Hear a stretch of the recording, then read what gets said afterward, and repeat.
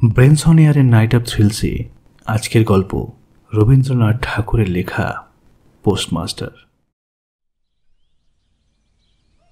প্রথম কাজ শুরু করতেই উলাপুর গ্রামে পোস্টমাস্টারকে আসতে হলো। গ্রামটা খুবই ছোট, কাছে একটা নীলকুঠি আছে, তাই কুঠির সাহেব অনেক জোগাড় করে এই নতুন পোস্ট অফিস খুলিয়েছে। আমাদের পোস্টমাস্টার কলকাতার ছেলে। জলের মাছকে ডাঙায় তুললে যেমন হয়, এই গ্রামের মধ্যে এসে পোস্টমাস্টারেরও সেই একই অবস্থা হয়েছে। একটা অন্ধকার আটচালার মধ্যে তার অফিস, কাছে একটা পানাপুকুর আর তার চারপাশে জঙ্গল। কুঠির গোমস্তা প্রভৃতি যেসব কর্মচারী আছে তাদের ফুরসত প্রায় নেই, আর তারা ভদ্রলোকের সঙ্গে মেশার মতো নয়। বিশেষ করে কলকাতার ছেলে ভালো করে মিশতে জানে না। অচেনা জায়গায় গেলে হয় উদ্ধত, নয়তো অপ্রস্তুত হয়ে থাকে। এই কারণে স্থানীয় লোকেদের সঙ্গে তার মেলামেশা হয়ে ওঠে না। অথচ হাতে কাজ বেশি নেই। মাঝে মাঝে দু একটা কবিতা লেখার চেষ্টা করেন। তাতে এমন ভাব প্রকাশ করেছেন যে সারাদিন গাছের পাতার কাঁপুনি আর আকাশের মেঘ দেখে জীবন বড় সুখে কাটছে। কিন্তু অন্তর্যামী জানেন, যদি আরব্য উপন্যাসের কোনো দৈত্য এসে এক রাতের মধ্যে এই পাতা গাছ সব কেটে পাকা রাস্তা বানিয়ে দেয় আর সারি সারি অট্টালিকা আকাশের মেঘকে চোখের পথ থেকে আড়াল করে রাখে, তাহলে এই আদমরা ভদ্রলোকের ছেলে আবার নতুন জীবন ফিরে পেত।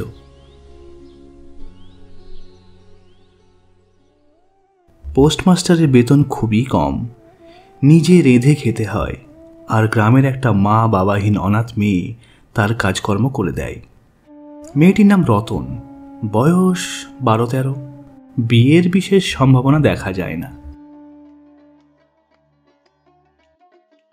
সন্ধ্যার সময় যখন গ্রামের গোয়ালঘর থেকে ধোঁয়া কুণ্ডলি পাকিয়ে উঠত, ঝোপে ঝোপে ঝিঁঝি ডাকত, দূরে গ্রামের নেশাখোর বাউলের দল খোল করতাল বাজিয়ে উঁচু গলায় গান ধরত, যখন অন্ধকার দাওয়ায় একা বসে গাছের কাঁপুনি দেখলে কবি মনেও সামান্য হৃৎকম্প হতো, তখন ঘরের কোণে একটা মিটমিটের প্রদীপ জেলে পোস্টমাস্টার ডাকতেন, রতন।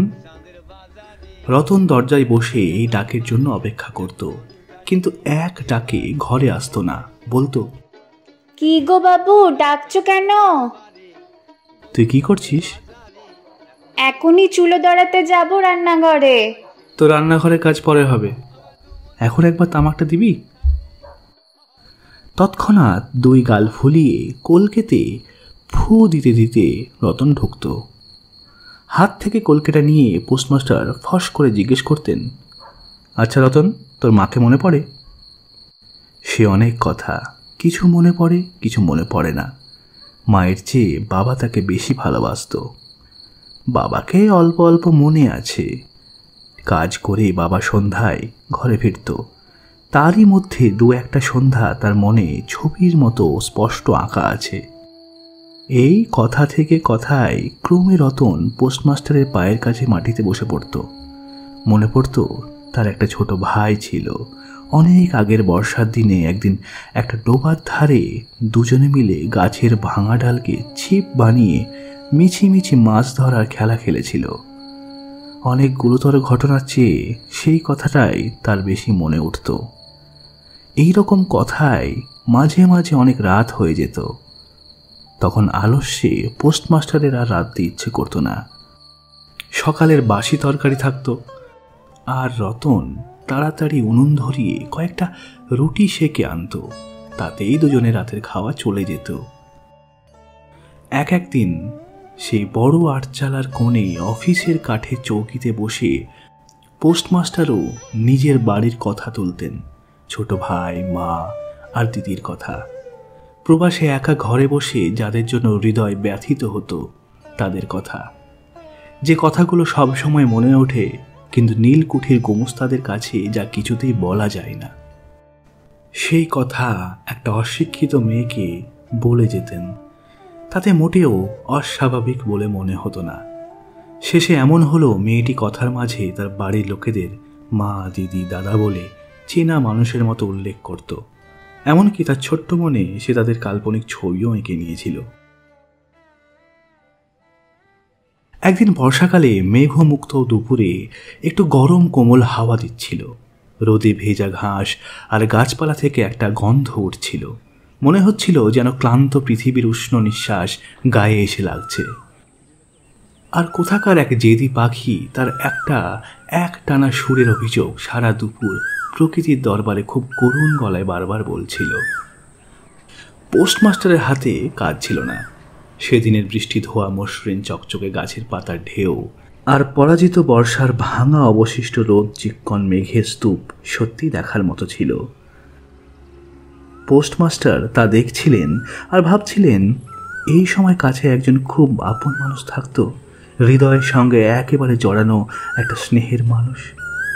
ক্রমে মনে হতে লাগলো সেই পাখি ওই কথাই বারবার বলছে। আর এই জনমানবহীন গাছের ছায়ায় ডুবে থাকা দুপুরের পাতার মর্মরের অর্থ কিছুটা সেরকম। কেউ বিশ্বাস করে না আর জানতেও পায় না, কিন্তু ছোট্ট গ্রামের সামান্য বেতনের সাব পোস্টমাস্টারের মনে গভীর নিস্তব্ধ দুপুরে লম্বা ছুটির দিনে এইরকম একটা ভাব জাগে। পোস্টমাস্টার একটা লম্বা নিঃশ্বাস ফেলে ডাকলেন, হ্যাঁ রতন। রতন তখন পেয়ারা তলায় পা ছড়িয়ে কাঁচা পেয়ারা খাচ্ছিল। প্রভুর কণ্ঠস্বর শুনে তৎক্ষণাৎ ছুটে এলো, হাঁপাতে হাঁপাতে বলল, দাদাবাবু ডাকছো? পোস্টমাস্টার বললেন, তোকে আমি একটু একটু করে পড়তে শেখাবো বলে সারা দুপুর তাকে নিয়ে অ আ শুরু করলেন। আর এইভাবে অল্প দিনেই যুক্ত অক্ষর পেরিয়ে গেলেন।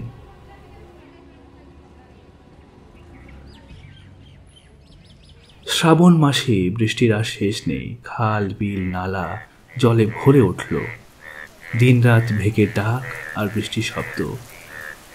গ্রামের রাস্তায় চলাচল প্রায় বন্ধ। নৌকায় করে হাটে যেতে হয়।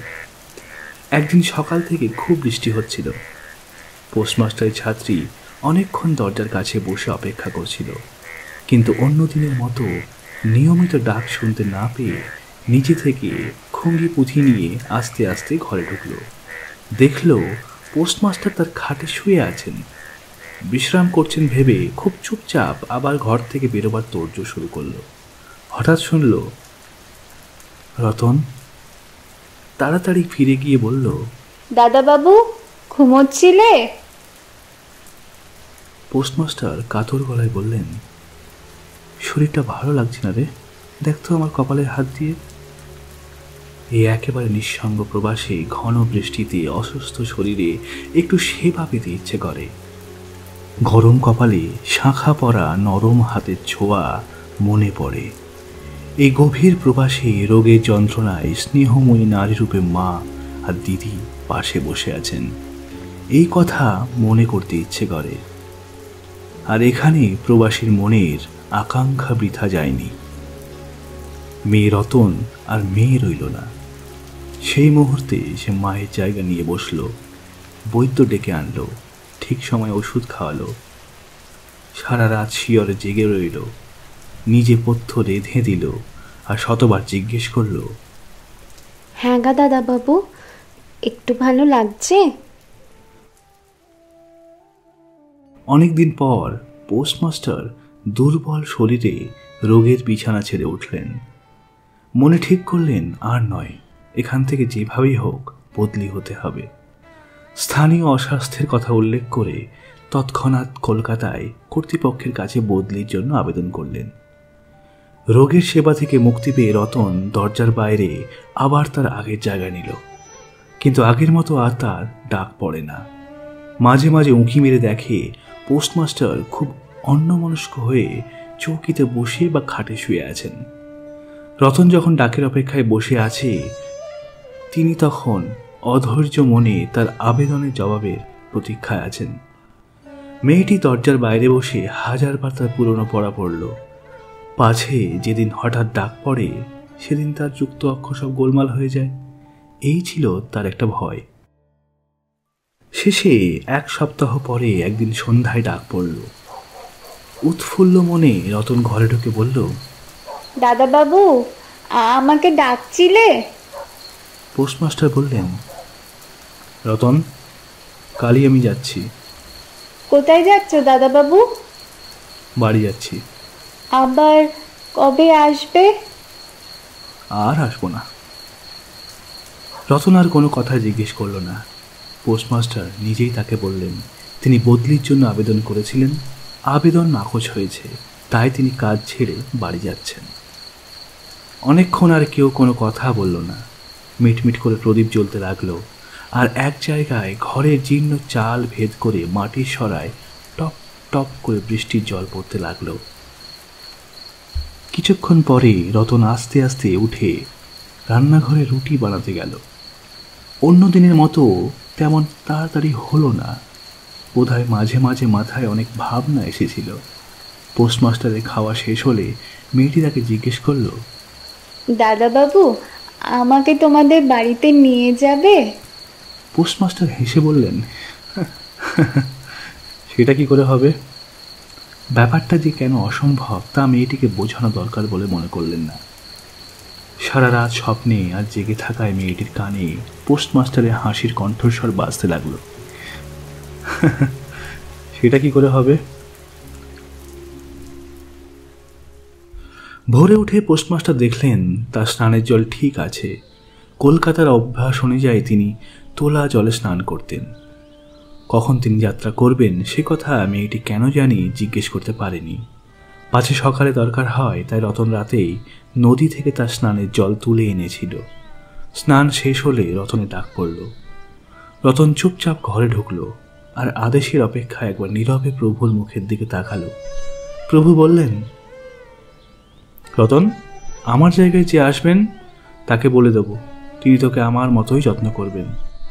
আমি যাচ্ছি বলে তোকে কিছু ভাবতে হবে না। এই কথাগুলো যে খুব স্নেহ ভরা আর দয়ায় ভরা হৃদয় থেকে উঠেছে তাতে কোনো সন্দেহ নেই, কিন্তু নারীর হৃদয়কে কে বোঝাবে?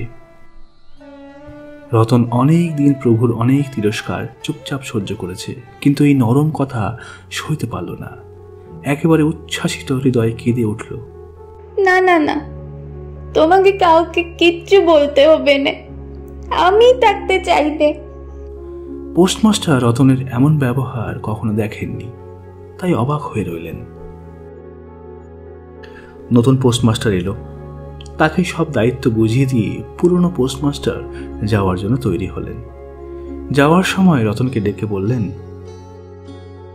রতন, তোকে আমি কখনো কিচ্ছু দিতে পারিনি, আজ যাওয়ার সময় তোকে কিছু দিয়ে গেলাম, এতে তোর কয়েকদিন চলে যাবে। কিছু পথ খরচা বাদে তার বেতনে যত টাকা পেয়েছিলেন পকেট থেকে বের করলেন। দাদাবাবু, তোমার দুটো পায়ে পড়ি, আমাকে কিছু দিতে হবে না। তোমার দুটো পায়ে পড়ি, আমার জন্য কাউকে কিচ্ছু ভাবতে হবে না। বলে এক দৌড়ে সেখান থেকে পালিয়ে গেল। পুরনো পোস্টমাস্টার নিঃশ্বাস ফেলে কার্পেটের ব্যাগ ঝুলিয়ে কাঁধে ছাতা নিয়ে মোটের মাথায় নীল আর সাদা রেখায় আঁকা টিনের পেটরা তুলে ধীরে ধীরে নৌকার দিকে চললেন। যখন নৌকায় উঠলেন আর নৌকা ছাড়ল, বর্ষায় ফোলা নদী ধরনের উচ্ছ্বাসিত চোখের জলের মতো চারদিকে ছলছল করতে লাগলো। তখন হৃদয়ে খুব একটা বেদনা অনুভব করতে লাগলেন। একটা সাধারণ গ্রাম্য মেয়ের করুণ মুখের ছবি যেন এক বিশ্বব্যাপী বড় অব্যক্ত মর্ম বেদনা প্রকাশ করতে লাগলো। একবার খুব ইচ্ছে হলো ফিরে যাই, জগতের কোল থেকে ছিটকে পড়া ওই অনাথিনীকে সঙ্গে করে নিয়ে আসি, কিন্তু পালে হাওয়া লেগেছে। বর্ষার স্রোত তীব্র বেগে বইছে। গ্রাম পেরিয়ে নদীর কূলে শ্মশান দেখা দিয়েছে, আর নদীর স্রোতে ভাষা পথিকের উদাস হৃদয়ে এই তত্ত্ব জাগল, জীবনে এমন কত বিচ্ছেদ, কত মৃত্যু আছে, ফিরে ফল কি, পৃথিবীতে কে কার? কিন্তু রতনের মনে কোনো তথ্য জাগল না। সে সেই পোস্ট অফিসের ঘরের চারপাশে শুধু চোখের জলে ভেসে ঘুরে ঘুরে বেড়াচ্ছিল। বোধহয় তার মনে একটা ক্ষীণ আশা জাগছিল, দাদাবাবু যদি ফিরে আসে। সে বাঁধনে পড়ে কিছুতেই দূরে যেতে পারছিল না। হায়, বুদ্ধিহীন মানব হৃদয় ভ্রান্তি কিছুতেই যায় না। যুক্তিশাস্ত্রের নিয়ম অনেক দেরিতে মাথায় ঢোকে। জোরালো প্রমাণকেও অবিশ্বাস করে মিথ্যে আশাকে দুই বাহুর বাঁধনে বুকের ভেতরে প্রাণপণে জড়িয়ে ধরা যায়। শেষে একদিন সব নাড়ি কেটে হৃদয়ের রক্ত শুষে সে পালায়। যখন চেতনা হয় আর দ্বিতীয় ভ্রান্তির বাঁধনে পড়ার জন্য মন ব্যাকুল হয়ে ওঠে। শুনছিলেন নাইট অফ থ্রিলস। ভিডিওটি ভালো লেগে থাকলে আমাদের চ্যানেলটি সাবস্ক্রাইব ও শেয়ার করতে ভুলবেন না।